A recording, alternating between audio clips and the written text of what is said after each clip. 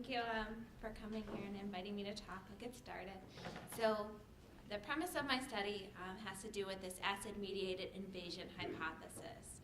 So as the tumors grow away from the blood vasculature, there's a precipitous decrease in the oxygen, the presence of oxygen. And as that oxygen, shown here in the blue line, decreases, as the distance increases, there's a correlating decrease in the pH. So it becomes more acidic and it stabilizes roughly and averages around 6.8 in human cancers. And in response to both the hypoxia, their transcription regulators are upregulated, such as the HIF transcription factor families. And these bond to hypoxia response elements and mediate different responses. They can mediate survival or apoptosis. One of the mechanisms for survival is altering their metabolism to glycolysis. Glycolysis allows the rapid breakdown of glucose without the requirement of oxygen, and so they're then able to maintain energy supply, and as a byproduct of that, there's lactic acid, and lactic acid is then pumped out, and that creates a more acidic tumor microenvironment. We utilize this phenotype, the high glycolytic phenotype, in detection and monitoring cancer and cancer progression and responses to treatment through PET scanning. We use it in a variety of different cancers, including breast and colon cancer. You can see here that the tumor, the primary tumor, metastasis, and then excretion of the FDG glucose in the bladder. However, glycolysis does not always correlate with hypoxia. So even in the, so I mentioned that in the presence of hypoxia, the transcription factors alter glycolysis and will increase glycolysis as a mechanism. However, this glycolytic phenotype is maintained even in the presence of adequate oxidation. So that's why I'm focusing my studies on looking at the effects of the acidic pH. The acid-mediated invasion is responding to the tumor microenvironment that applies selection barriers that impede the progression of cancer. And one of those phenotypes that arises is this acidic tumor microenvironment. And the glycolysis then passes that requirement for oxygen in the intermittent hypoxia and induces invasion through acidosis. So my question is, what proteolytic mediators may we have overlooked by doing most of our tissue cultures experiments at a neutral pH, when in cancer, in reality, it's an acidic tumor microenvironment. So I chose for my test conditions to compare neutral pH to a pH of 6.8. It's slightly acidic and well within the range of human cancers pHs, and average is about 6.8, so that's why that was chosen. Showing here, I have a mouse xenograft tumor shown with MRI scanning, the blood vasculature, how far the oxygen is then able to permeabilize into the tumor. Within the center of the tumor is a necrotic core that's very acidic, but around where it is vascularized, the pH is heterogeneous, and it can change it throughout time as the cancer progresses. But I'm looking at a constant pH, either 6.8 or 7.4, and I do this in 3D cultures. The tumor cells are grown on a solidified reconstituted basement membrane. Within this basement membrane, I have mixed in a substrate, DQ collagen 4, which is the basement membrane type collagen, and the cancer cells are placed on top, and with the media either at 6.8 or 7.4, containing 2% overlay, so that they're on all sides, they are surrounded by basement membrane proteins.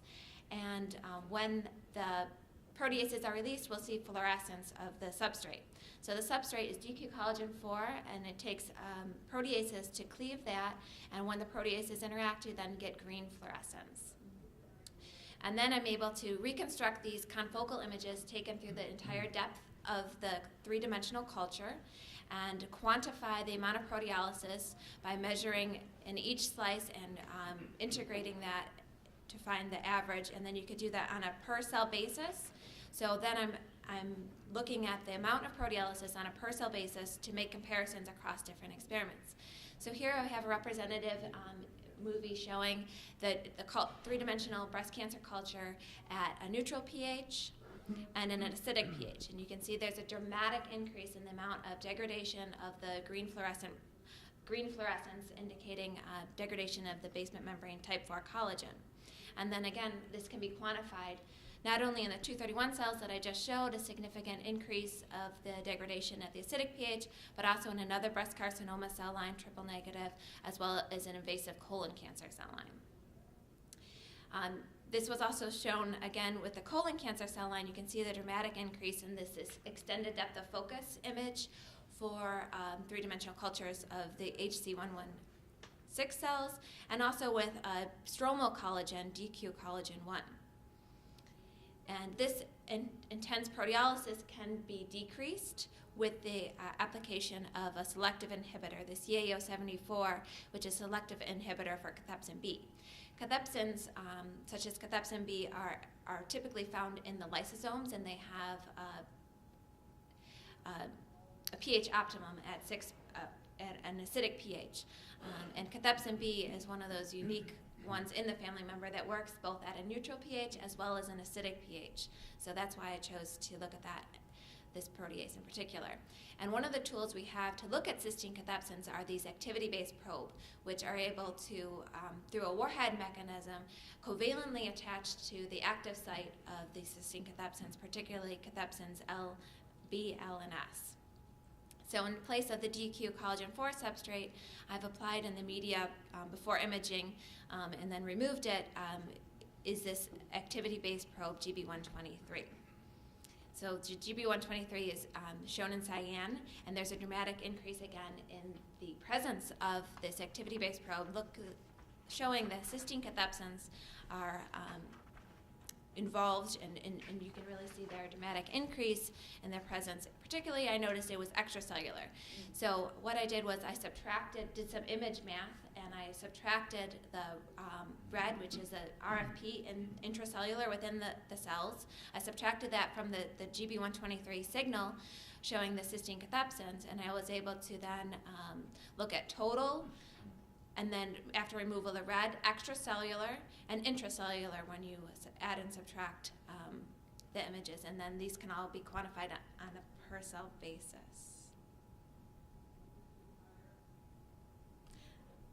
And then we also looked in tumors in vivo. So in vivo, we treated mice either with tap water or water containing sodium bicarbonate. And the sodium bicarbonate acts as a systemic buffer, which reduces the pH in the tumors. However, it does not affect the pH within the whole, like in the blood. So it only reduces acidic environments such as those found in the tumors. And you can see there's a heterogeneous within the different tumors, and within the same tumor there's a variety of, and the GB123 is able to be localized to these tumors very selectively. If you look through the whole organisms, it localizes to the tumors. And again, you look for markers of hypoxia. You can see hypoxia, and in some cases, the GB123 signal will co-localize with regions of hypoxia, and others, such as the hypoxic region here, there isn't intense GB123 signal, so it's very heterogeneous in where the localization of the cysteine cathepsins are within slices of these excised tumors.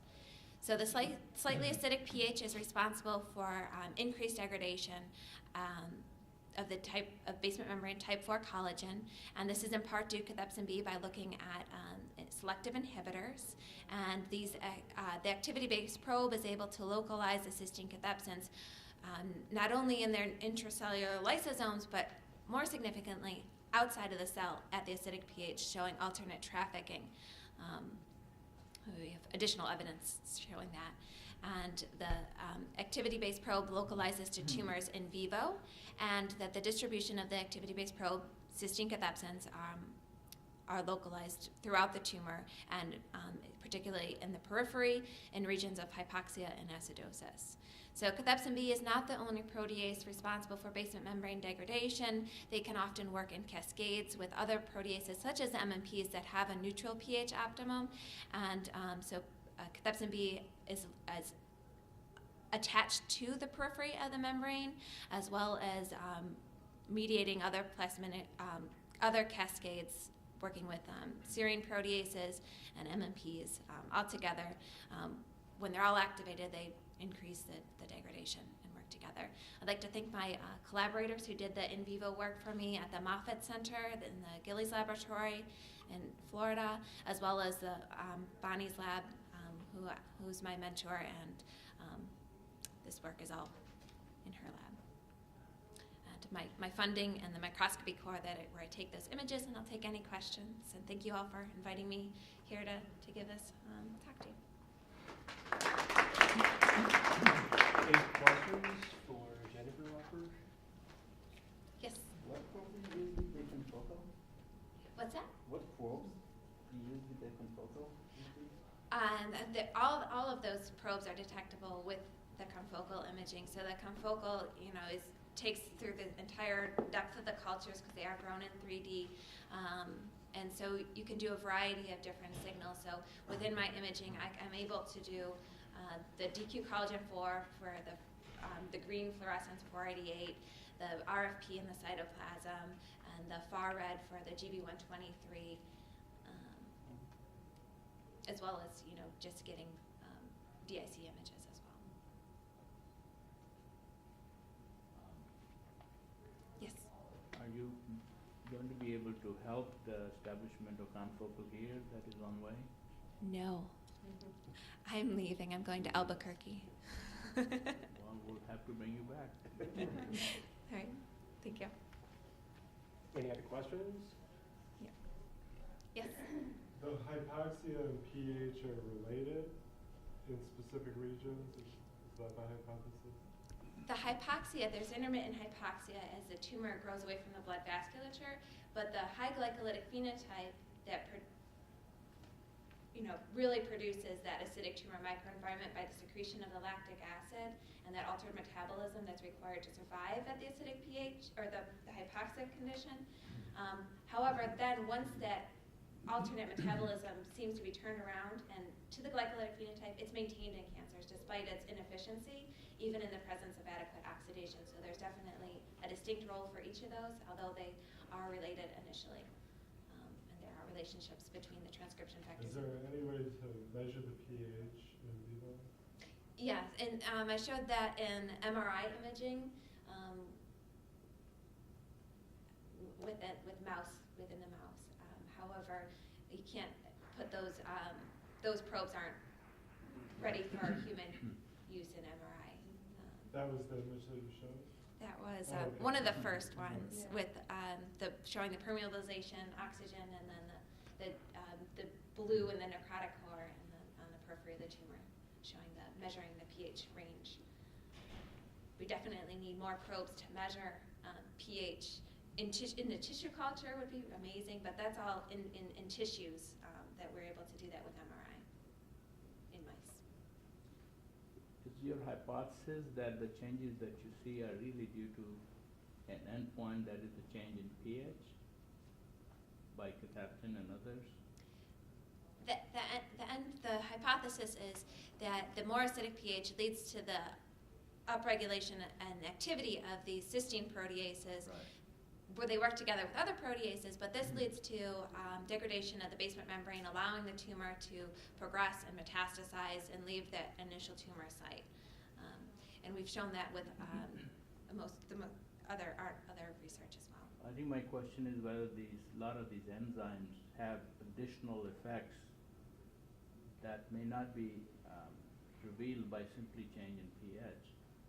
And if you could just introduce a different pH, can you block those effects? If it is only pH as an endpoint issue, by changing the pH, can you block all these effects? Well, yes.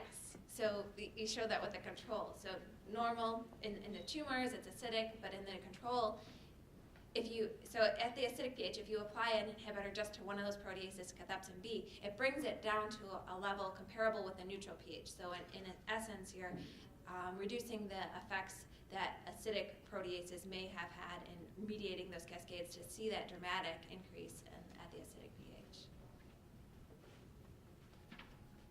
pH. Eric Kandel, who won the Nobel Prize for medicine, said that understanding consciousness is the most challenging task confronting science. The problem is that understanding consciousness is a really messy affair, and many people have said many contradictory things about it. So the greatest biologists probably of the 20th century tried to figure it out, how to go about this scientifically. That was Francis Crick. And what he said is find out what's going on in the brain when people are conscious. Now this is not easy because a million things are going in the brain at any time, whether conscious or not. So how to just pick out exactly the right thing. So his solution was to have a comparison between two states of the brain, one of which is conscious and the other one of which is unconscious, and then to see what the difference is.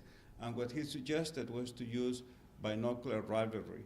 As you can see there, you have one eye receives the red stimulus and the other eye receives the blue stimulus. By the way, I should say that this is a long-term project, and I have done chunks of it theoretically. And at one time, I tried to do the experiment and had assembled this team, people from University of Michigan, Wayne State, Bowman, and here Lawrence Tech. But we couldn't get the right kind of patient, and NIH said, well, we like the project, but without a patient in hand, we cannot really give you the money. So we'll have to try again. Although my team dissolved, I have to come up with a different team. At any rate, this is Crick's proposal, and many people have worked on it for many years, and I figured out that it's not going to work. And the reason it's not going to work is because it doesn't meet his requirements. His requirements are two states of the brain which are alike, except one is conscious and the other one is not. But these are not alike at all, and I'll explain in a second. See, what happens is this. If you have two slightly different stimulus, one to one eye, the other to the other eye, actually it's to visual fields, but perhaps I'll go into that later. The eye is able to put them together. That's how we get stereoscopic vision, depth. But if they're really different, like those two, the eye cannot do them at the same time. So what happens is you first see one, and then it disappears, and then you see the other. So one is inhibited while the other one is being perceived. But this means that they are not alike, the two, because it's like comparing two runners. One runs first, the other one is standing, and then the other one runs. So you cannot really do, they're not doing the same thing. They are completely different ones. One is conscious and doing something, the other one is doing nothing. It's just sort of waiting in the wings to do something. So I came up with a different idea of comparing two things. And that has to do with split brain patients. Split brain patients are patients who have the corpus callosum cut in half. And the reason this is done is because they have chronic epileptic, and their life is unbearable, so they do this in order to stop the, it's like waves that go from one hemisphere to the other, and then you keep them confined and smaller. The operation is not done much anymore, and that's why it's so difficult now to get, in this country, split brain patients. Now, the corpus callosum is a collection of axons that go from one side of the brain to the other. It connects the two of them. If you cut the brain right in the middle, right there, this is what you will see it. Well, that's what it looks like. And you see the frontal lobe part and then the occipital lobe and so on. And what it does is to connect areas of the brain to the equivalent areas, or the cortex, I should say, areas of the cortex to the equivalent areas in the neural cortex, including the layer of cells in which the process first takes place, is sent, the information is sent to the other one. It takes about 40 milliseconds, 40 to 60 milliseconds to do this. So the one side of the brain always, one side of the cortex always has information about the other one.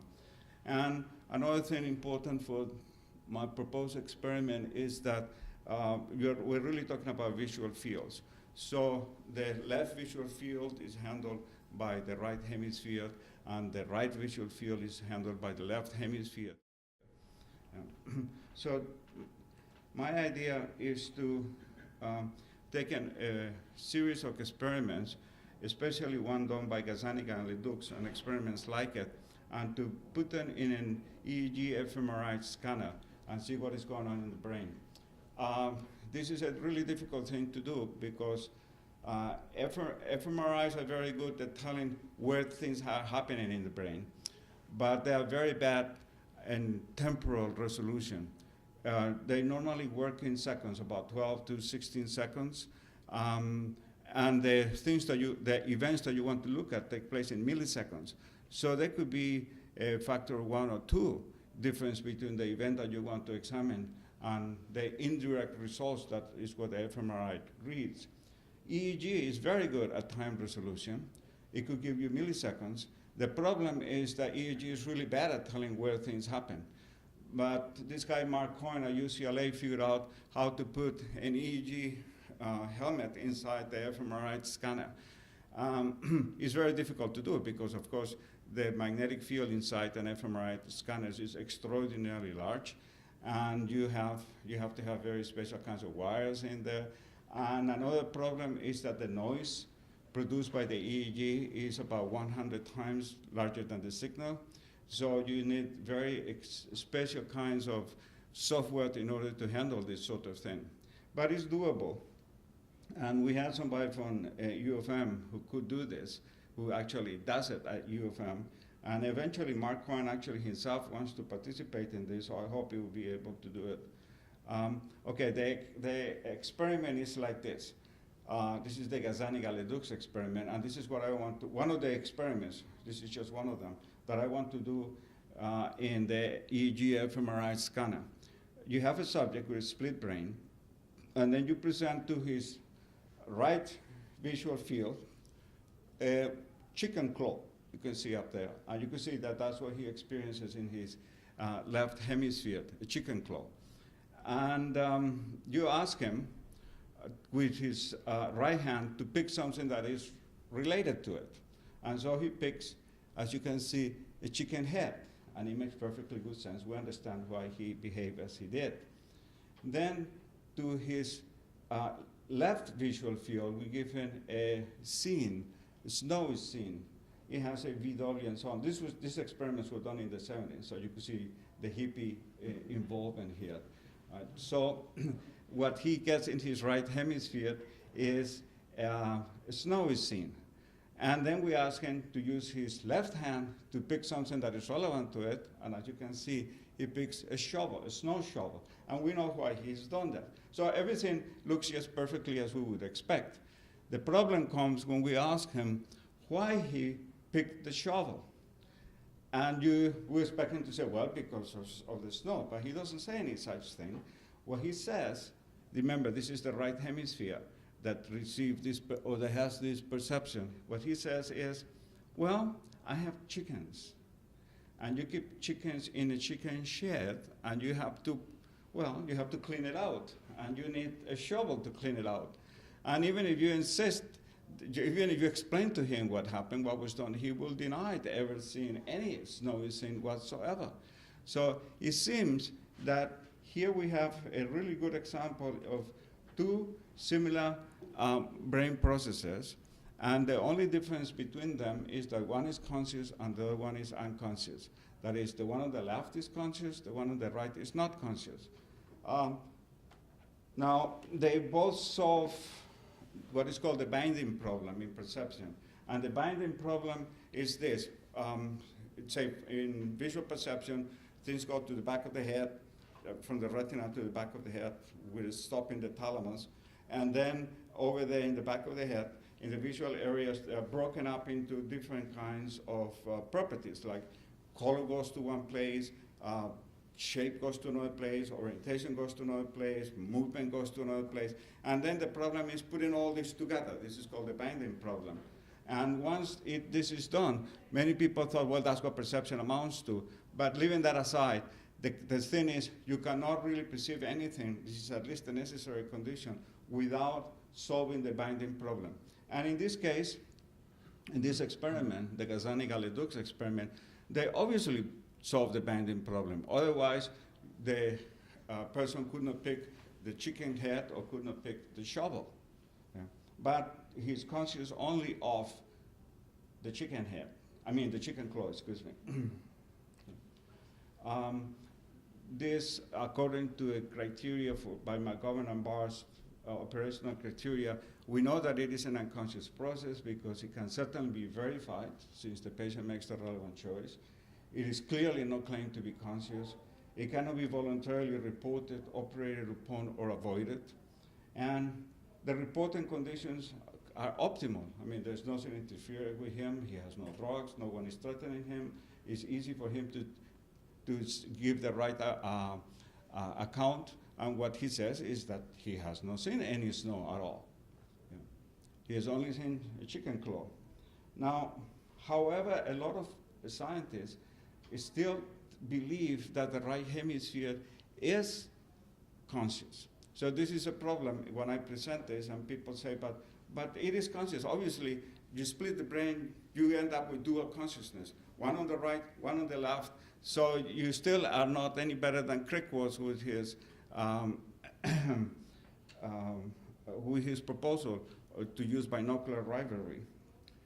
Well, the reason I believe, one of the main reasons I believe people have this kind of opinion, at least some people do, is because something that happened with the patients when they first had the operation, with some of the patients, and that is that they exhibited the alien hand syndrome. And the alien hand syndrome is like in Dr. Strangelove, did you see that movie? Where his right hand will go someplace and then the left hand will just move it away, they'll fight with it, so the left is fighting with the right. So it seems to be that indeed he has two consciousnesses inside of him and they're fighting with each other. And this made such an impression. Well, years later, actually, somebody came with a much better way of explaining things than dual consciousness, but somehow the people in the field did not catch up with this. And I'm going to explain action control in the brain and how this solves this problem and makes us realize that there are no grounds for thinking that the right side is conscious. And how does the brain control action? Well, in the prefrontal cortex, that's the green area over there, we get some goals and so on, some ideas of what we want to do. Some action, for example, drinking. Let me see if I can put it over here where I can see. Here's my cup. I want to drink some from it. Well, what happens is each of my, well, maybe I should move it to another place where people can see it more easily. Here. No. And what happens is my brain entertains several possibilities of doing this without my being conscious of any of these possibilities. Some on the right hemisphere, some on the left hemisphere. And it makes several plans, how to execute this. So several series of neurons and the premotor cortex, that's the PMC, means premotor cortex. On the right side have some plans, on the left side have some other plans. And then you see that section up there which is called SMA, that means there's a supplementary motor area. The supplementary motor area actually decides on these plans which of them to execute. And then passes that one plan to the motor cortex, and then the motor cortex sends the information over to the muscles to execute it. This is too brief an account, but that's the basic idea. So let's see, one of my plans is to go with my right hand, to grab this with my right hand and take it to my mouth and take a sip. The other plan was to go with my left hand and do the same thing. There could be others too, like just go down on my nose and try to get it or something like that. But basically, those are the two main plans. And the left one, the left hand is inhibited by the supplementary motor area. All are inhibited except for this one, you see, to do it with my right hand. But if something goes bad with the supplemental motor area, for example, a tumor or a stroke or something of that sort, and these are not people with split brains, they are otherwise normal people. If something goes bad, the supplemental motor area doesn't do its job, and that what happens is both plans are passed on to the motor cortex, and then both plans are trying to be executed by the muscles, which means that there will be people who have, and they are people who have this problem of the alien hand syndrome, who do not have split brains at all. Okay? In fact, I gave a talk like this in South America, and one of the psychiatrists in the audience came and talked to me about one of his patients who is so desperate, he wants to cut his arm off because his left arm is constantly fighting with his right arm over everything. And indeed, the guy has a tumor in the supplemental motor area. So the explanation for the alien hand syndrome is simply that the supplemental motor area is not working. And if you cut off the corpus callosum, there's going to be an interruption of the normal communication between the two sides of the supplemental motor area, and this will explain perfectly well why some of the patients are having such problems with the alien hand syndrome. Eventually, for split brain patients, the problem goes away because they establish subcortical communication that allows them to do this, and through the basal ganglia, I'm sure that they can do it as well more easily after a while. But so, again, the problem with alien hand syndrome happens for people who do not have split brain patients, and it happens completely unconsciously. We are not aware that we have these plans in our brains. All we get, as Crick said, is the bottom line. That is, I grab it with my right hand, or I grab it with my left hand. See, that's what I do. And I'm not aware of any of these things are going, so I don't need consciousness at all to explain this. So it is perfectly possible then that the right hemisphere is unconscious, while the left hemisphere is conscious in split brain patients, and that this would still be a good test. Yeah, that is a good comparison in order to figure out what consciousness depends on. This is one of several experiments that I came up with. The others are not at all like this, have nothing to do with split brain patients, but it is one of the key experiments.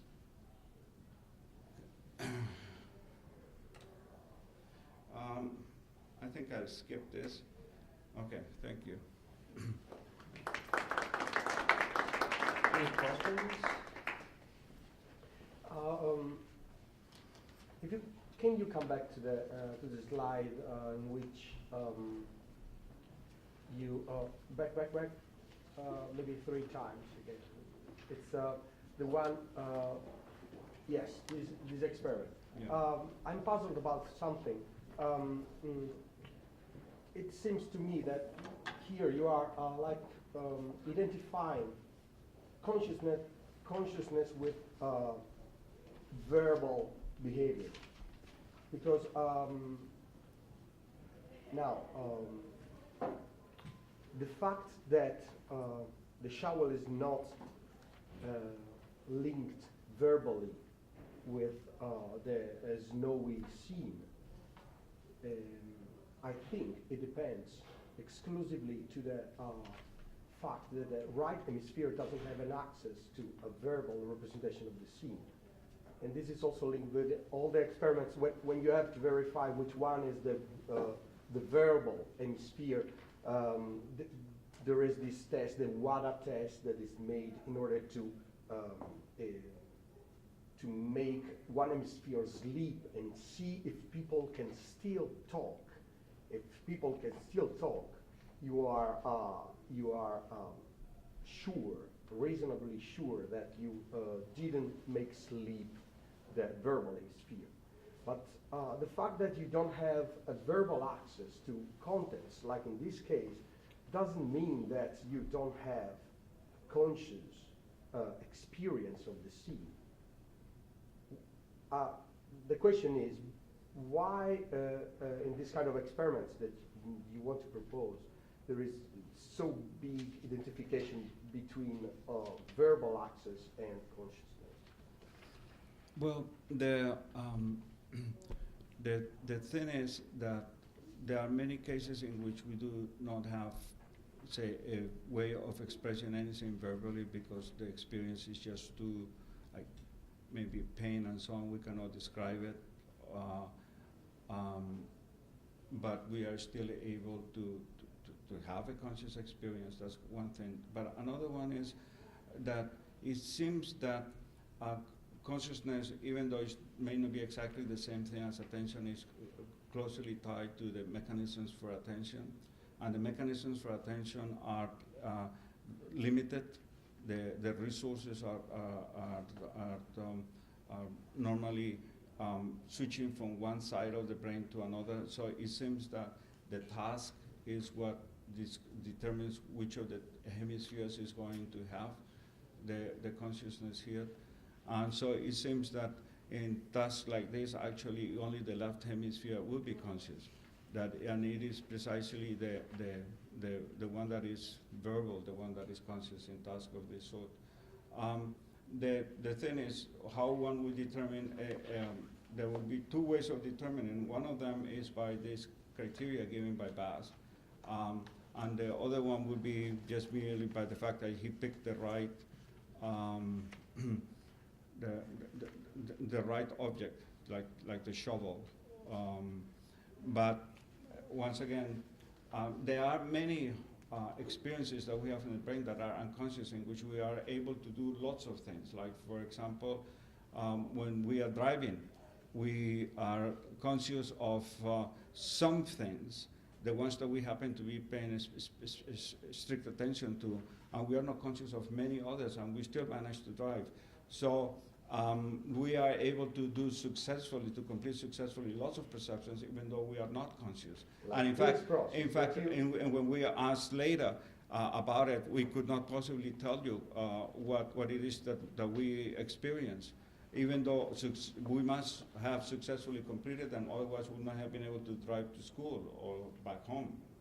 And there are many others that are in which success is not measured by being able to give any kind of verbal reports, even though there was no anything cutting off one side from the other in such cases. I want to begin by saying that I'm not interested in the reality of demons or witches or anything like that. I'm interested in the representation of these things and the rhetoric of these representations, the kinds of emotions or ideas or responses that writers are trying to elicit from their audience from these representations. I want to make it clear that I am working from the 1608 edition of King Lear. There's actually another edition, the 1623 edition in the folio, that is very different from the 1608 edition. I am interested in the 1608 edition because it is closest to Shakespeare's original conception of the play, of the story of King Lear, which is very popular during his time period. Everyone would have known it. We even think that there was a play King Lear produced that Shakespeare probably saw, but it's lost now, and he makes some key changes. It is closest to his original conception, the 1608 version, but it was actually performed before King James at Whitehall in 1606. So this is published 2 years later. There's been some scholarship on how things might have changed between the first performance and this edition, but I do think it is closest to the conception, and it actually says, I'm interested in this frontispiece, that it says that the play, this is the version that was played before the King's Majesty at Whitehall during the Christmas holidays. Okay, I'm also interested in this other aspect of the frontispiece, the subplot. There's a subplot to the play, the unfortunate life of Edgar, son and heir to the Earl of Gloucester, and I'm particularly interested in his sullen and assumed humor, which means his sullen and assumed humor of Tom of Bedlam. The son of Gloucester is going to pretend to be mad and possessed by demons, and this is part of the derealizing of the demonic that I want to demonstrate in the play. Now, what I am interested in is how Shakespeare shapes this play in light of King James I's obsession with the occult. as James was Shakespeare's patron when he's writing King Lear, and essentially the primary audience. He wrote it to perform in front of the king. My work is also indebted to the work of Stephen Greenblatt, and especially his approach to Macbeth in Will and the World. Greenblatt shows how Shakespeare caters to James I's fascination with and fear of the occult in Macbeth, but in a way that is careful not to disturb the king. This is very important. When the three witches at the beginning of Macbeth predict the future reign of Banquo, to whom James I traced his lineage, these witches confirm a vision of stable rule and secure dynastic succession that would have appealed to King James. For Greenblatt, Macbeth is a collective ritual of reassurance. He states James was nervous, deeply nervous, and James was very neurotic, James I. His parents were executed. His mother, Mary Queen of Scots, was executed by Queen Elizabeth, on whose throne James I is now sitting, on Elizabeth I's throne.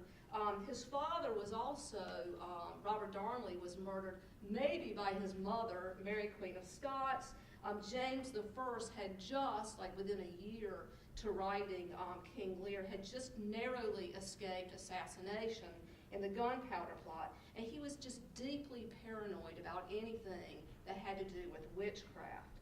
But also at the sight of a drawn sword would like send him into a tizzy. You know, he feared wax figurines stuck with pins, invocations, and spells, and he was made intensely anxious by fortune telling and attempts to predict the future by sorcery or other magical means in Elizabethan England when Shakespeare is writing the play. It's a felony to do such.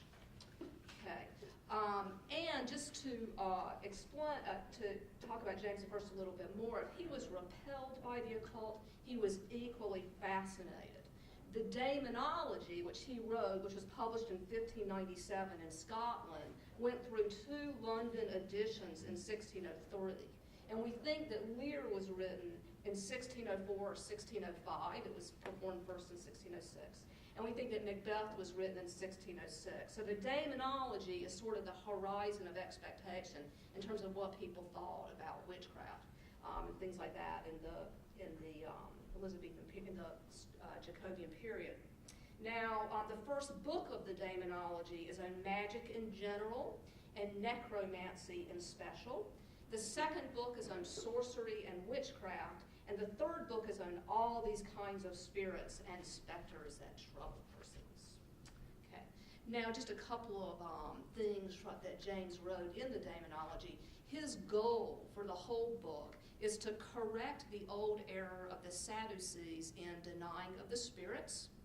He wants to prove that such devilish arts have been and are, and what exact trial and severe punishment they merit.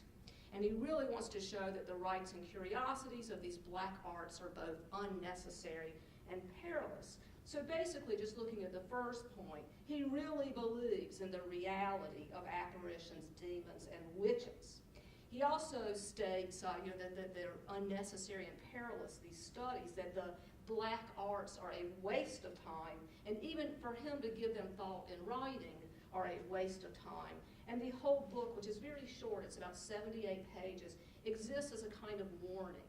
And it was written for the layperson. It was written for the general culture. He really wanted to warn against participating in these types of activities.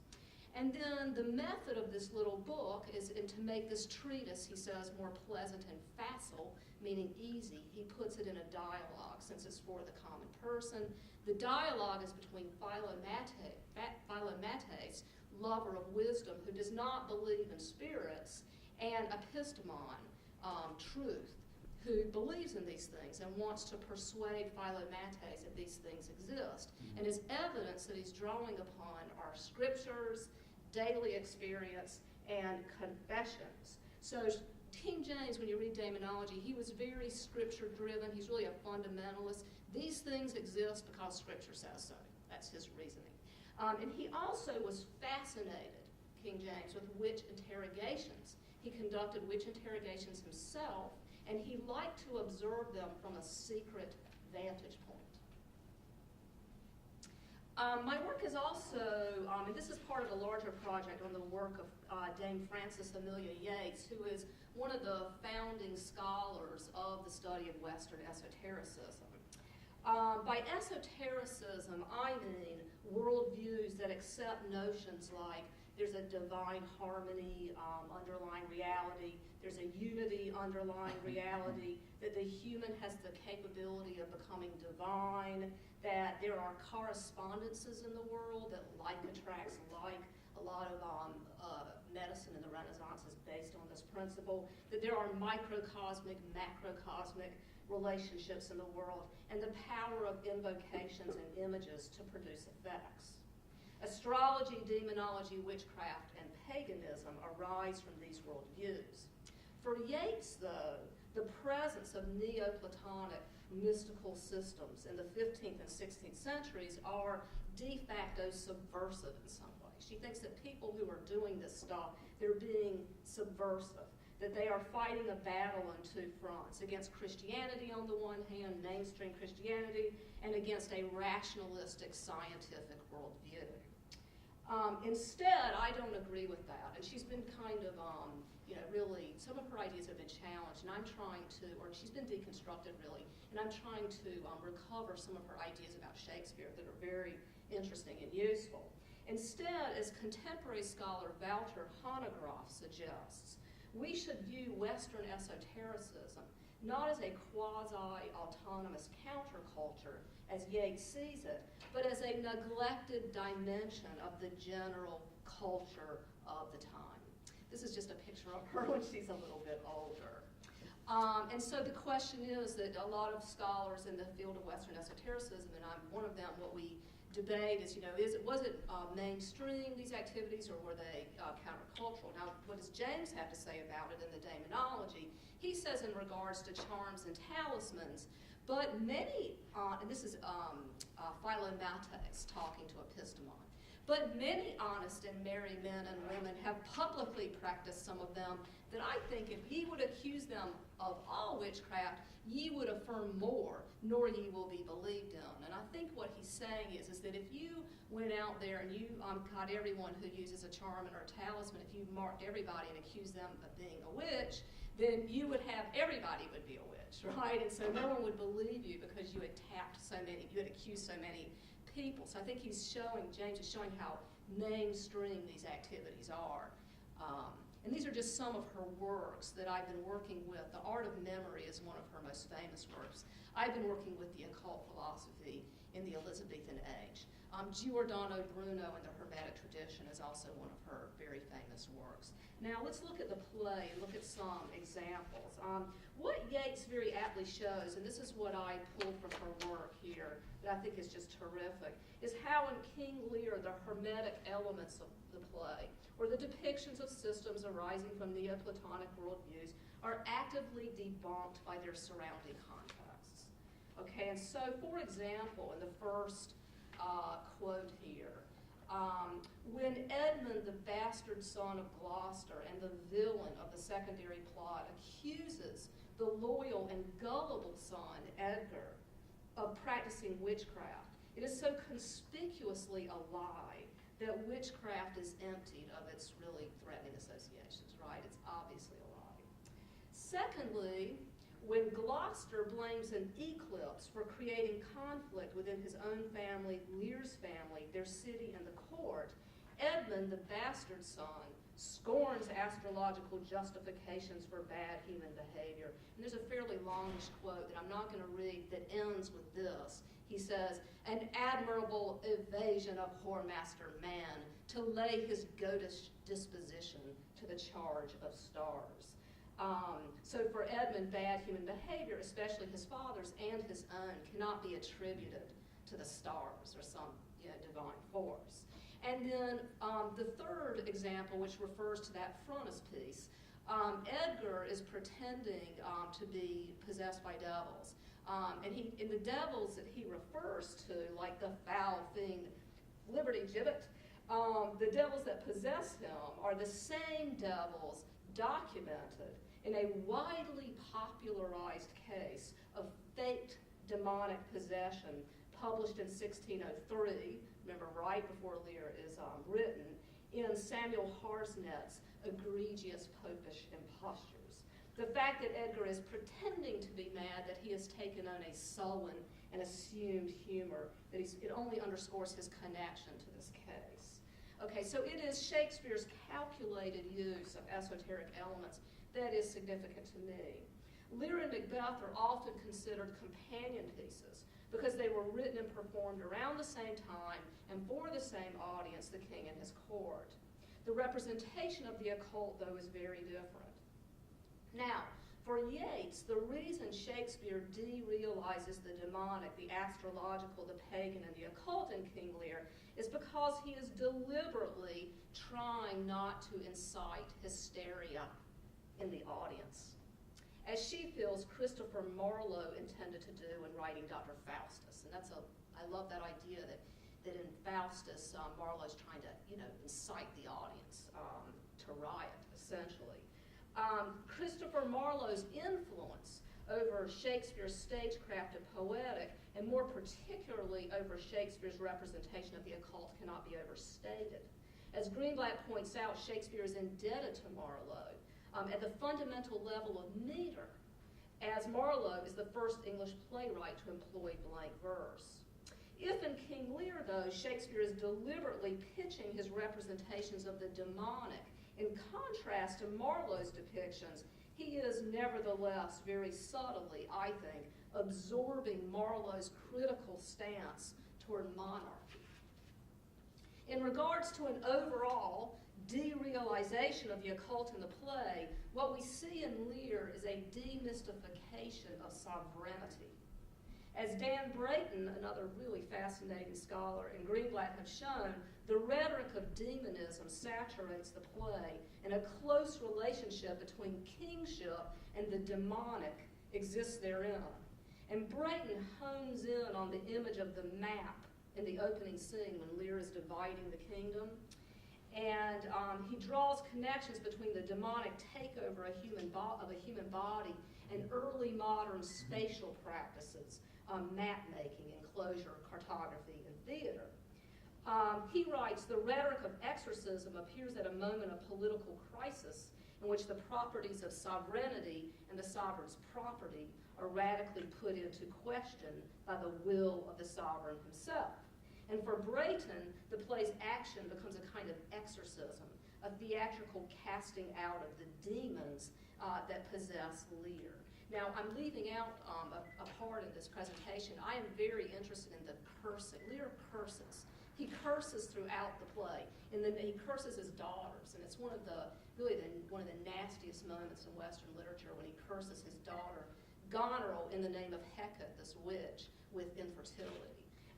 So I'm going to leave out that part just to say that I think that Shakespeare is not interested. I think Brayton is a little off here, that he's not interested really in the demonic, that Shakespeare is laying bare the human condition, the terrifying features of advancing old age as we watch the Father King deteriorate before our very eyes. Now, the storm in Act 3 is a very significant moment in the play. It is often interpreted as an externalization of Lear's state of mind. It is important to note, though, that the unnamed courtiers, or gentlemen's, description of Lear shouting at the storm as though he were calling it forth only serves to underscore Lear's delusional state. See, Lear thinks, the Kent asks the gentleman, where's the king? And the gentleman says he's contending with the fretful element. He's bidding the wind blow the earth into the sea, right? He thinks he's causing this storm like a magus, but really he's delusional, okay? It's just a storm. So the crux of the play is Lear facing the boundaries of his sovereignty and the limits of his will. And I'll just sum up a little bit here. I won't read this off, but I believe that what is really occult in the play, that what is not said, but it's obvious, it's kind of like the elephant in the room, that there's a kind of pressure bearing in on Shakespeare's crafting, and that is this shift from a Tudor to a Stuart monarchy. And the anxious state of the courtiers during this, they're very anxious about it, because the play ends, the play begins with two courtiers, Gloucester and Kent, anxiously puzzling over whom Lear favors in the distribution of his estate. And the play ends not with restoration, but with this weird suspension in power. The 1608 edition, no one is in power at the end. The loyal courtier Kent, he is going to leave the city and go die because he's the ideal courtier. So when Lear dies, he's going to follow his path. The country is left to Edgar, but Edgar never says anything. Albany gives him the rule, but he never responds. In the 1623 edition, there is order established at the end, and we think it's a censoring process, the censorship. The king didn't like the fact that there was no one in power in the end, perhaps. So it's really about, oh, I'm sorry. Okay, and I'll just finally finish up. I think that there's some representation of Elizabeth here in Lear, because that would have been very pleasing, certainly to the king, because he did not like Elizabeth very much. So I want to thank the university for purchasing early English books online, too, which enables us to look at these original facsimiles. Thank you. So I wanted to talk about the idea of teaching a class that is very visual. How do you do that online? Because if you're standing in front of the students, it's very easy to go through and just show them different things. But you still have to show them all these demonstrations online. So they cannot get away with not doing that. So I just wanted to give a little bit of idea of what the course is about. If you did not know what it was about, I'm not going to read all this, just so you know it's mathematical concepts and it's very visual representation of those concepts. The book we're using and also is right now taught in online and hybrid. Now, the book that has been used are going to rewrite it. And we've been contacted, both Ruth and I, and we're going to have some input into what the next book is going to include, so which is a good thing. The objectives for the course, which both Ruth and I end up doing, is we look at polygons, we look at tiling, we look at symmetry, rigid motion, wall patterns, frieze patterns, groups, subgroups, Fibonacci, golden ratio, and one-point perspective. That's just some ideas of what we include in that particular course. Now, the different technologies that I end up using for this course, and also Ruth uses these technologies also, except Panopto. So I have, according to going through an online course, I felt it was important for the students to have a weekly discussion board. Now, in this weekly discussion board, if we're covering symmetry, they have to find some examples of symmetry in their surroundings, take pictures of that, and submit it in the discussion board. They have to describe it. They then have to go through and comment on somebody else's example. If we're going through and doing platonic solids, they have to find some examples around them. Take a picture. So everything that we're doing and every week, they have to go through and find something that represents that particular topic. And they have to include that in the discussion board and discuss it and talk about the different characteristics of that particular subject that we're doing.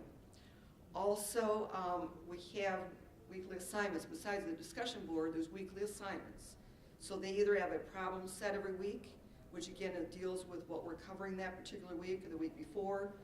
They also, every week, have a geometry sketch pad where they have to go through and actually demonstrate how to graph that particular topic that we're doing. For example, if we're doing one-point perspective, then it's going to be actually going through and drawing a one-point perspective in Geometry Sketchpad.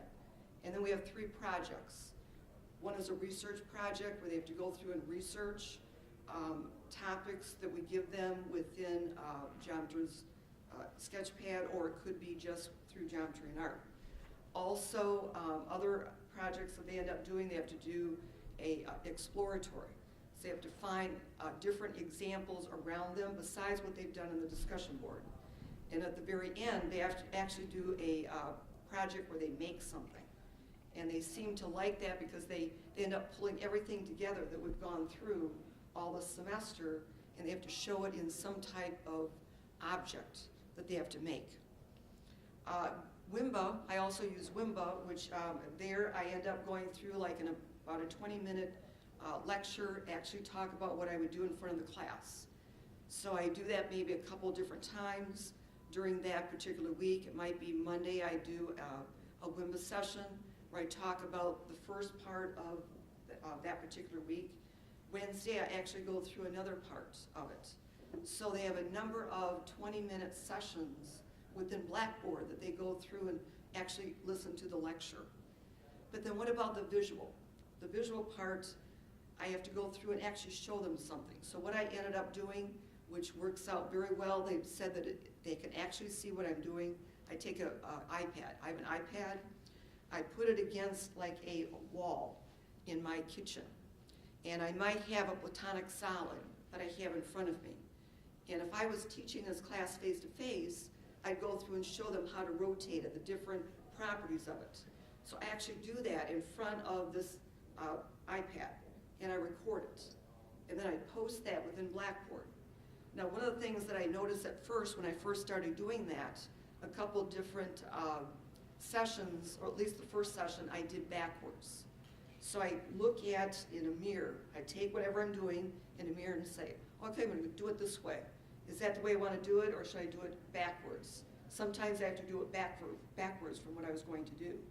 So all of that, just starting using that Panopto and actually using the iPad has been very helpful. Because if I wanted to demonstrate something like let's say a platonic solid, for example, with my computer, I could record it, but I'd have to have that in a space in front of my computer.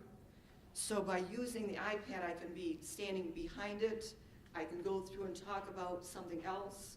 The other things I've used the iPad for is I might be in the surroundings. I might be in a mall, or I might be at a museum, or I might be at the Fisher Building.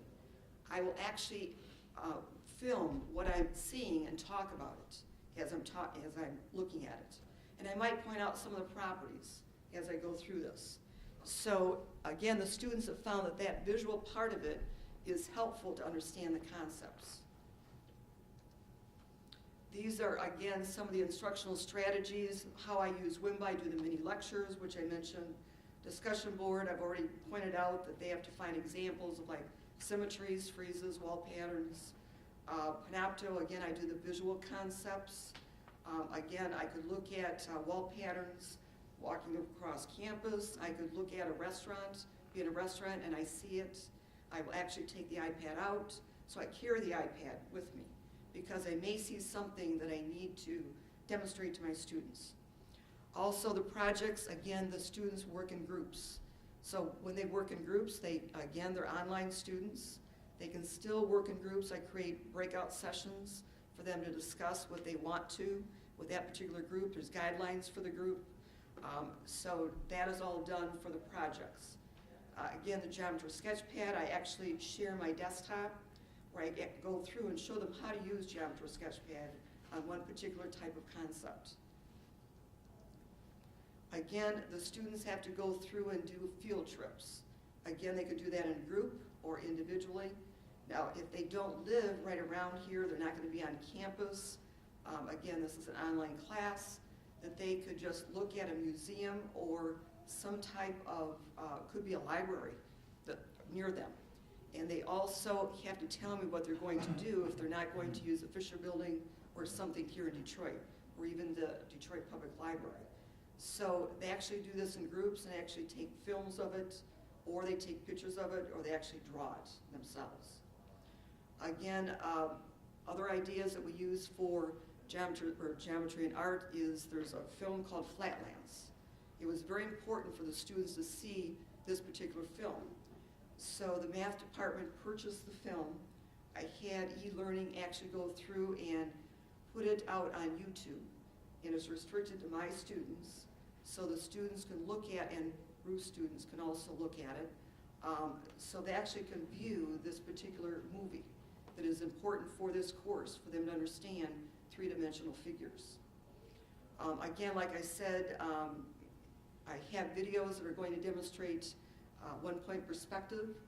There is a past student that went here and graduated that has done work. He's an artist, has done work within one-point perspective. I'm going to be having him recorded by eLearning. We're going to put it on YouTube for the students to view. Again, some examples of one-point perspective that he has done.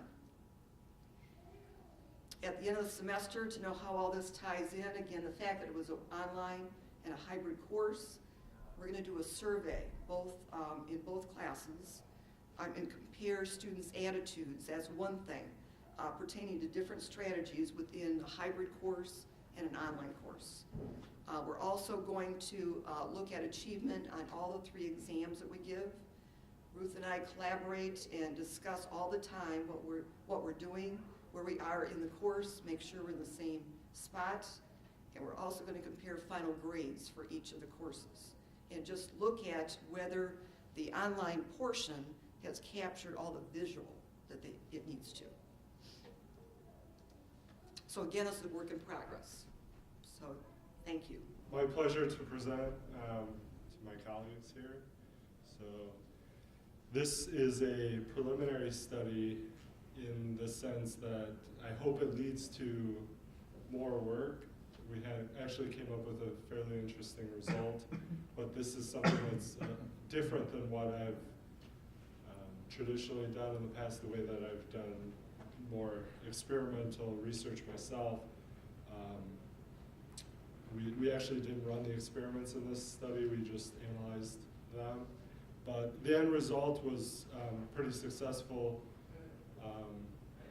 It was a short-term project in the sense that it was started in the summer and published recently. Actually, I'll be presenting it at next month's SAE World Congress in Detroit. And my colleagues are local engineering consultants, Steve Rundell and Brian Weaver.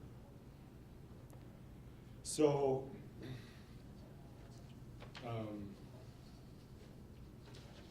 rear impact research has mostly focused on injuries in the neck or whiplash injuries, which are one of the most common types of automotive injuries and can account for up to 50% of the costs in automotive accidents. There's been a couple studies that have looked at other types of injuries that occur during these collisions, lumbar spine or knee, lower extremity injuries, and the hypothesis is that these injuries may occur even during low-speed rear impact collisions. So there's a lot of litigation cases that are coming out where somebody claims to have a whiplash injury or some other injury during one of these crashes. Most of the lower extremity loading research has focused on frontal collisions where there's compressive load due to the knee hitting the dashboard. So that compresses the knee, the femur, and the hip joint and can cause injuries in any of those cases. So that's been extensively studied previously. On the other hand, in a rear impact collision, you're not likely to generate any contact with the dashboard and the knee. So I'm going to show a video. This is actually from a sled test, not an actual crash test. But the change in velocity is similar. It worked earlier. Right. To the test that we were going to study. So the change in velocity is 30 kilometers per hour. And this is easier to see the kinematics of the dummy. So one thing that you'll notice is the seat backs are designed to deform extensively to absorb a lot of this force and prevent whiplash injuries. So that's an inherent design. And I'm going to play it one more time. This time, watch the lower extremity. which So what's the nobody's, speed? it's a delta V of 30 kilometers per hour. It's a sled test, so the camera's mounted to the sled and it's accelerating forwards.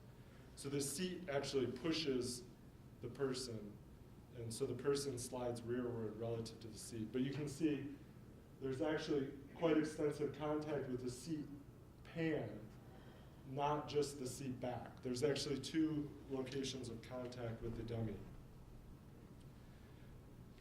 So there's one study that reports the lower extremity compressive force in 50th average size male dummies, but they didn't report the entire time history. They just reported the peak compression. And it was only for a couple different types of seat designs. So there were some holes in that. You know, there's been limited research that's been done, and we were trying to fill in some of those gaps. So as I said, this was a preliminary study to characterize lower extremity loading during a moderate to high speed rear end impact. And we did this using publicly available crash test data that are published online. Our hypothesis was that the occupant anthropometry, that is a small female sized dummy, would behave differently, generate different lower extremity forces than an average sized male. We didn't have any large sized male dummies in this study. But the hypothesis was the size of the dummy as well as the seat geometry, the design of the vehicle, would produce different types of loading. So we were able to download 42 sets of data. These are from National Highway Transportation Safety Administration standard tests that are called a fuel safety integrity test. It's a 30-mile-an-hour moving barrier that strikes the rear of a stationary vehicle.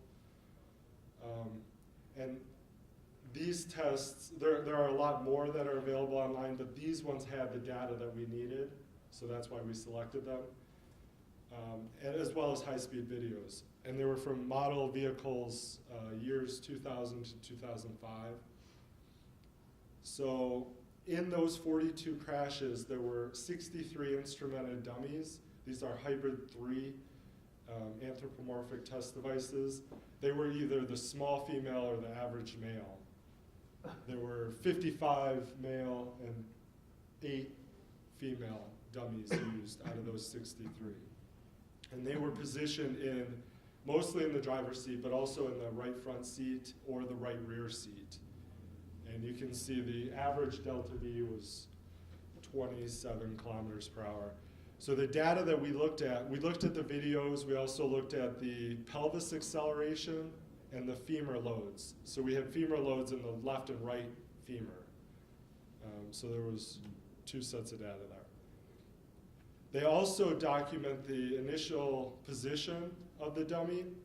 So they try to standardize this, but obviously there's some differences across different model vehicles.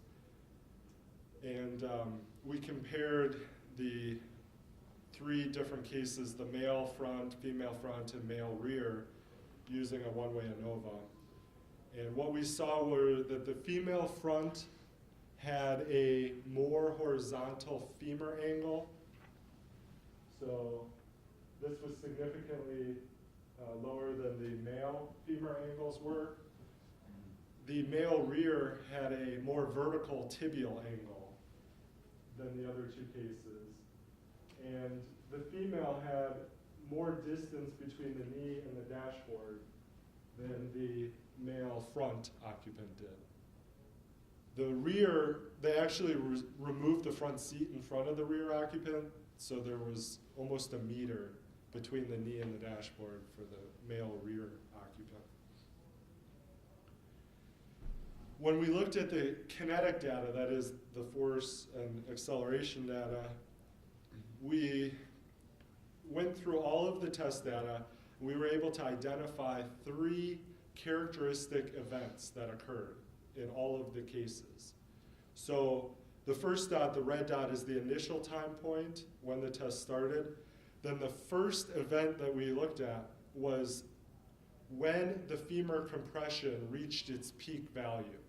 That was the first thing that happened. So right here, this green time point is the maximum amount of compression that occurred in both the right and left femurs. The next event was the tensile peak force. That is, what was the maximum positive femur load? And that occurred after the maximum compressive femur load.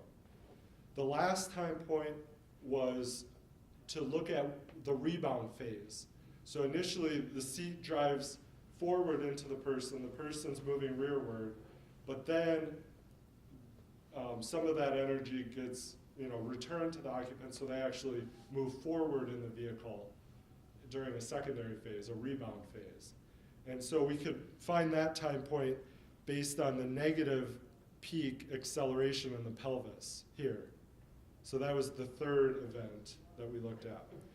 And we documented what are the times for each of these events, what are the force magnitudes, what are the pelvis magnitudes at each of those time points.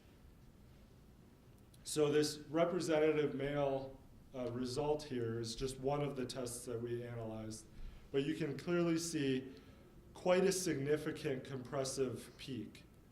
And it occurs symmetrically in both the right and left femur. Then the tension peak is actually reduced. It's smaller than the compressive peak was. And at the time of the rebound phase, the femur loads are relatively small. So we don't expect the rebound phase to contribute to an injury if it's going to occur, based on these results. In contrast, the female response, this is a representative case. It's actually the case where we have the highest tensile force, so it kind of demonstrates the point very well. So what we see in this case is there is a compressive peak initially. The first event is there, the green, but it's very small. It quickly gets overtaken by positive femur loading, tension in the femur.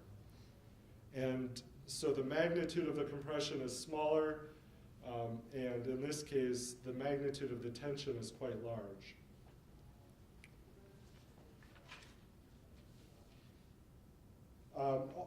The other interesting result is the rebound phase occurs later.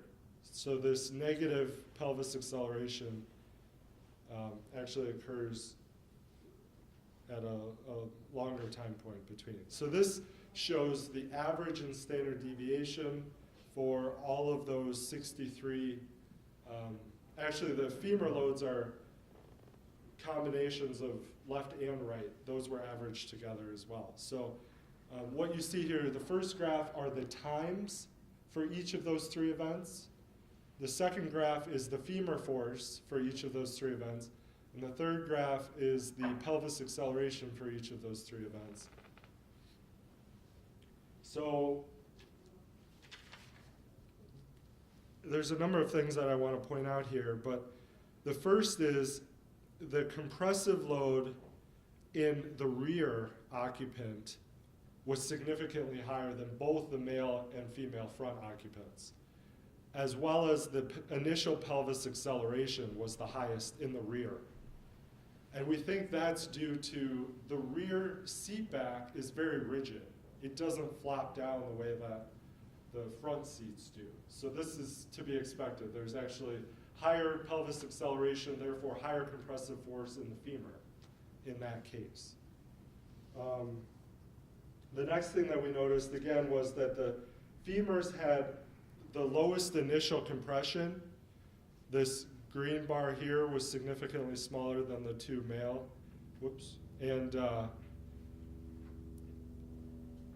the time point, again, was the shortest, which I kind of showed that on the previous graph.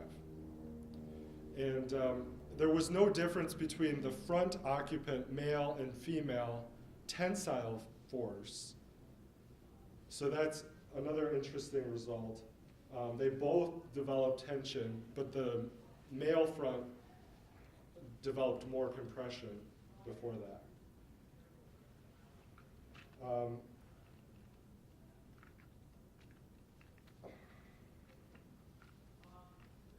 so then why is this happening? Why are the females generating tension so much earlier than the males in the front seat?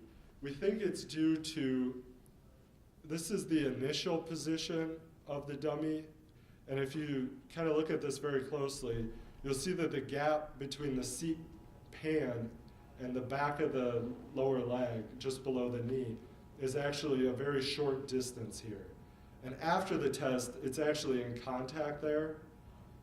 We did see that contact occurs in the males, so this is a male passenger here, but it's gonna take longer before that contact gets initiated. So I'm gonna show a video from actually one of these tests. And if you look closely here, this female, you can actually see very early contact with the lower leg in the seat pan.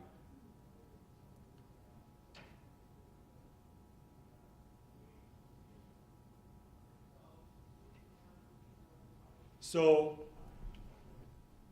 I mentioned that the seat backs are designed for safety to prevent whiplash injury. The seat pans themselves, it's a fit, it's a comfort issue. That's how they're designed. A seat cushion that's too long may cause pressure on the back of the leg, which is discomfortable. It may limit upper leg splay, that is the lateral angle of the femur. You would have to sit forcing straight forward. And you may have to sit forward in the seat, which would reduce contact with the pelvis and the backrest. So there is a recommended seat cushion length, which is actually based on the small female buttock to popliteal length. And it's been shown that for average size male or large males, this is still comfortable. So, it's recommended based on the female, but it applies across all cases. But what we find is a lot of seat pans are too long. So they're not really abiding by this design principle. It hasn't really taken hold yet.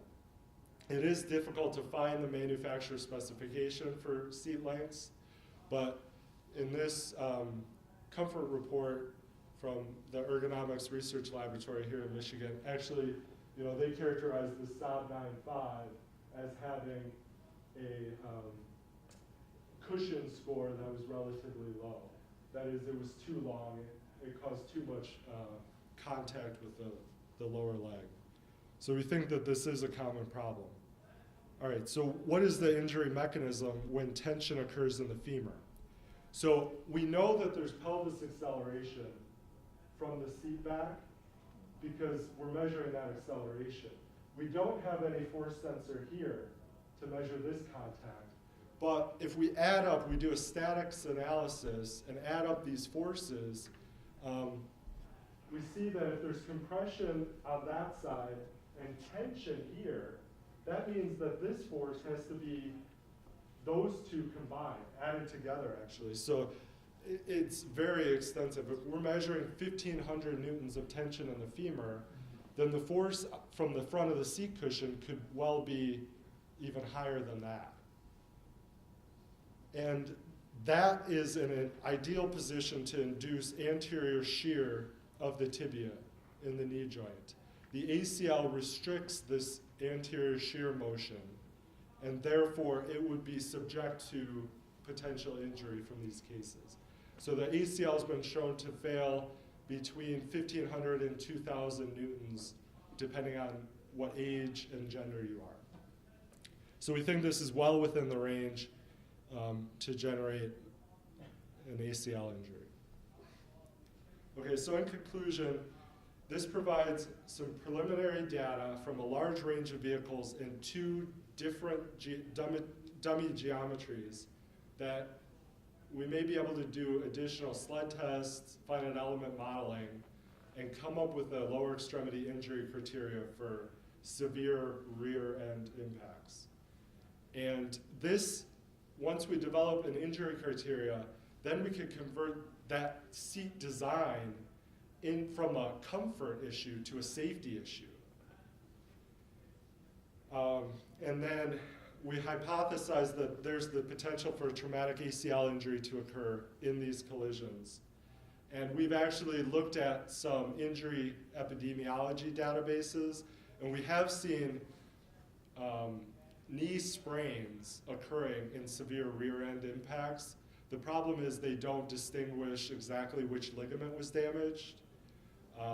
Other people have looked at litigation cases and document a number of ACL injuries that occur from these same, either a low speed or a moderate speed rear end collision. So we think that these are occurring, maybe just in smaller occupants or certain types of vehicles. Okay, so with that, thank you for your time. Any questions? Yeah. You treated the leg as if it was almost, as I understood, a single unit, or as if the units actually just impact on one another. But normally in the human, there are cushions, right, like the bursars and some other things. Don't they minimize the impact? So you There would be actually the calf muscle that would absorb, and the seat cushion itself would absorb some of the force. But we're measuring this tension, so it's getting there somehow. Oh, you're actually, I thought. In the femur, we are measuring tension. So how did the tension get there? And that's where I think a finite element model would be able to answer determine the exact force much more accurately. And Eric just talked about this crash-induced injuries. So I'm going to talk about one way of replacing the injured ACL, so the same ligament. So this is really a student research project, as you can see from the long list of contributors here. So all these, Ahmad, Emily, Rim, Chris, Manan, John, Joe, they are undergraduates in our biomedical engineering program working on this project. And this is also collaboration with Drs. Whistler Wallach, Dr. Zivi, and Dr. Moore in Arts and Sciences, and Dr. Baker's lab in Beaumont, as well as Dr. Corey's lab in University of Michigan. Okay, so we, first of all, again, just a quick review of the ligament. Ligament is a very dense and tough tissue, connects from bone to bone. And in the knee, there are 4 major ligaments. And ACL, as Eric showed earlier in his talk, the anterior cruciate ligament is one of the major ones, and provides sort of stability to the knee. And it's also the most commonly seen injury in sports-related or other incidences. So the injury causes pain, swelling, and difficulty with walking, and also instability of the knee. So current treatment for ACL injury, you can use suture, or you can use graft replacement. So the graft can be taken from another individual, we call allograft, and this is done to take either Achilles tendon or quadriceps, or you can take from the same individual, what we call autograft, and we use the potato tendon or hamstring. So in all these cases, you take the graft and you fold it, and then you put on the injured side to hopefully replace the injured ACL. And there are problems with all this graft replacement approach. And the major problems are this will cause pivotal shift instability. Mainly means this because of mainly the mismatch in terms of structure and the properties of your graft and your natural ACL. You get some degree of instability. And if you use a graft from another individual, you run the risk of graft rejection as well as morbidities to the harvest site for both allograft and autograft. So another approach of the ACL injury treatment is to take a tissue engineering approach. So tissue engineering, as shown in the schematic here, uses a combination of three-dimensional biomaterial scaffold. So this is a porous three-dimensional structure that mimics the natural structure of your injured tissue, and usually made out of biodegradable materials. And then you put your cells, either like in this case of ACL, either ligament cells or stem cells, into the scaffold. And then we then provide biochemical and mechanical, if needed, kind of stimulation. And this is normally done in a bioreactor with controlled oxygen level, temperature, and other conditions.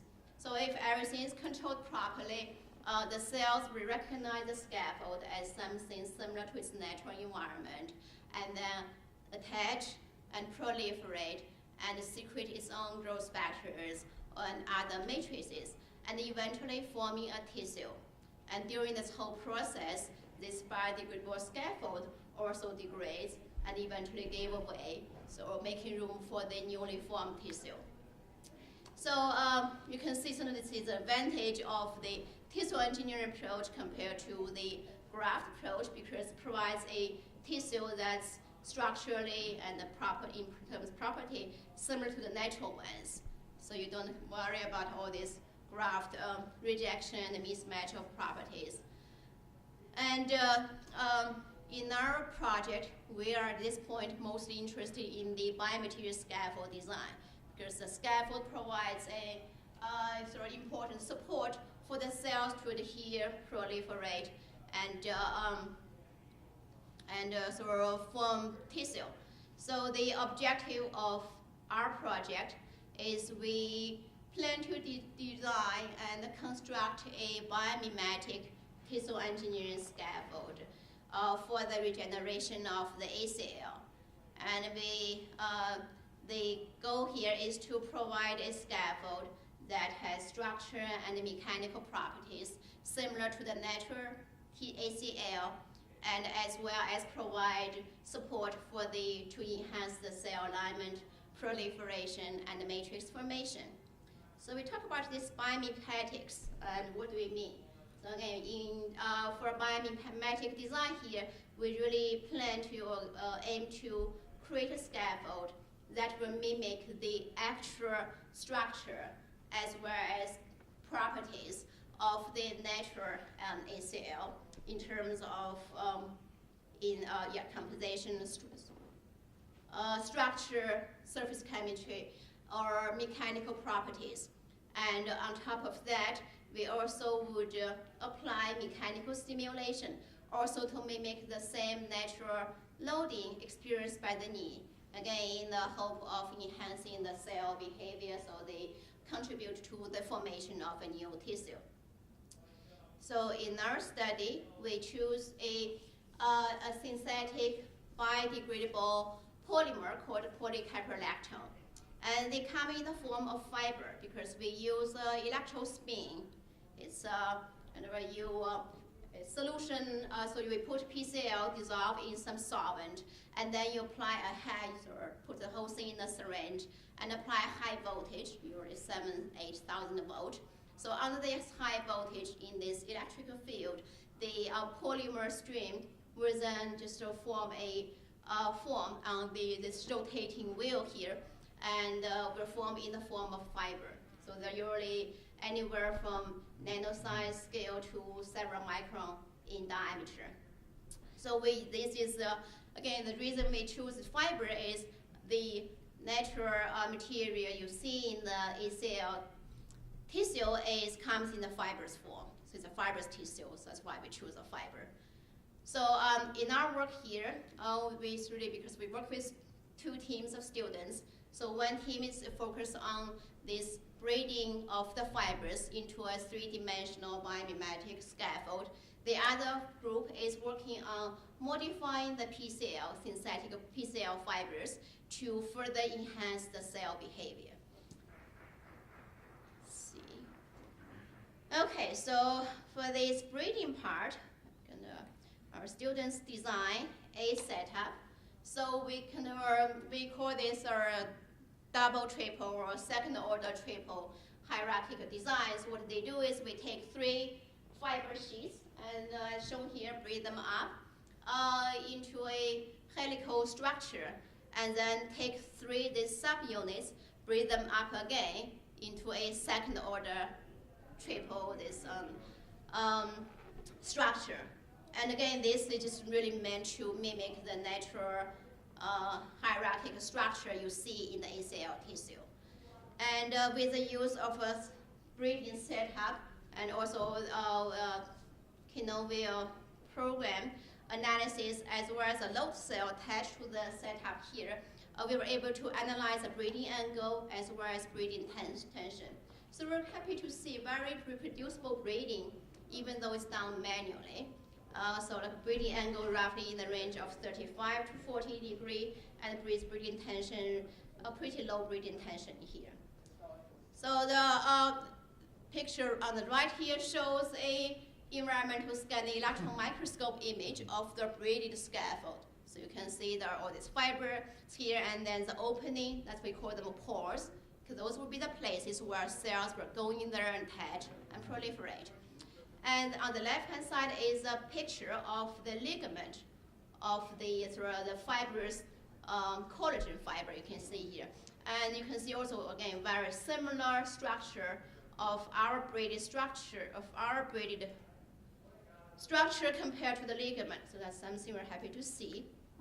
And we further on this mechanical testing of our braided structure. So this is a stress strain curve when we just do a uniaxial tensile testing to the braided structure. So this, we measure the elastic modulus, which is the slope between the stress and strain in the linear portion of the curve, and got a value somewhere in the range around 200 megapascal, which is comparable to the elastic modulus of the native ACL.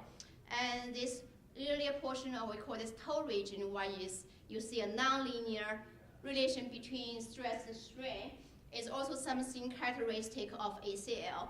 And you also see a similar toe region in our braided structure. So we're happy to see very comparable tensile properties of our structure compared to native TCL.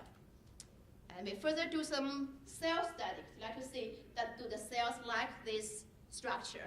So we see these cells onto this braided structure, and then we did the alignment blue assay, which is the assay to characterize the cell metabolic activities. We see how they change over a 2-week culturing period. So what you see here is over a 2-week culturing period, there's a dramatic increase in the cell population, which means it seems the cells are happy there, and they're proliferating, they're growing and getting more. So another aspect of the project has to do with modification of PCL fibers. So even though the cells like the PCL fiber, but we know intrinsically it's hydrophobic. So we like to modify the surface to further enhance the cell behavior.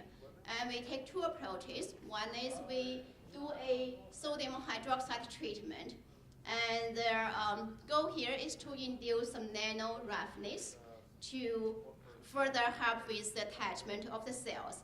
And another approach is to immobilize this RGD peptide sequence, which again is a biomimetic approach here, because that's a sequence you see commonly in many of the proteins seen in the natural environment.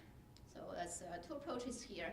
I didn't include the results in here, but we have already seen promising results from the sodium hydroxide treatment, because we see indeed a decrease in contact angle, meaning increase in hydrophilicity, as well as increasing in the fiber surface roughness. So indeed, surface becomes rougher, and they're more hydrophilic, which the cells like hydrophilic surface. So the next step we're planning on, this is a cyclic bioreactor. So this is going to be the environment where you put the cells. This is shown with a rubber band, but we're going to put our cell city scaffold in here with cells and fill with medium. And this is a mechanical cyclic stimulation setup we make. So we can apply this cyclic mechanical loading, again, to mimic the natural stimulation experienced by the knee in the hope of further enhance the cell behavior. So to summarize, we found the electrospun PCL fibers are promising to use as a scaffold for the ACLT ligament tissue engineering. And our preliminary work has shown some encouraging results, and we're gonna continue working on the modification work as well as some maybe further down the road some mechanical stimulation in this circuit bioreactor. Just want to show again, also acknowledge the funding support from the faculty research seed grant for the current groups, as well as the current foundation for supporting the earlier groups, and as well as the NSF grant for the use of the microscope there for characterizing our scaffold, and all these former students who were participating and contributing to the earlier work of bioreactor construction, as well as the earlier characterization of the electrospun fibers.